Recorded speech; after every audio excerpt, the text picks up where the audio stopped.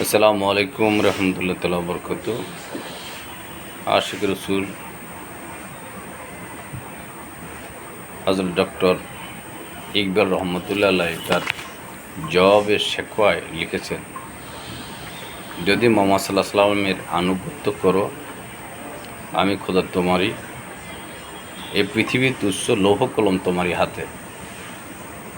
রাসূল পাক সাল্লাল্লাহু আলাইহি ওয়াসাল্লামের ইশক ভালোবাসা মহব্বত আনুগত্যে মহান মালিক রাজি খুশি হয় এবং কুল ও মাকলুকাত তার অধীনস্থ হয়ে যায়। ওই আশিক প্রেমিক যাহা চায় তাহা মহান মালিক হাদিয়া স্বরূপ দিয়ে থাকেন।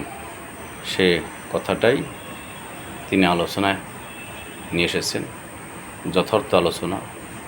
তো আমরা দেখতে পাই যে যারা জগতে বড় বড় ফলে গাছ কুতুব পাগল মস্তান হয়েছেন, আশিকিন হয়েছেন, তারা আল্লাহ রসুলের আনুগত্য করেই তারা ইজ্জতওয়ালা হয়েছে। তাদেরই কেবল মাজার হয়েছে, দরবার হয়েছে, রওজা শরীফ হয়েছে। বলেন না আলহামদুলিল্লাহ রাব্বিল আলামিন। এটা অপার মহান মালিকের মেহরবানি এবং দয়া।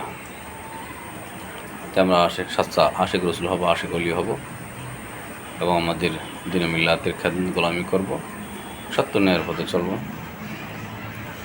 বন্ধুরা, আমার কন্টেন্টগুলো দেখবেন, লাইক কমেন্ট শেয়ার করবেন, ফলো দিবেন, সাবস্ক্রাইব করবেন। ধন্যবাদ। আসসালামু আলাইকুম রহমতুল্লাহ তাআলা বরকাতুহু।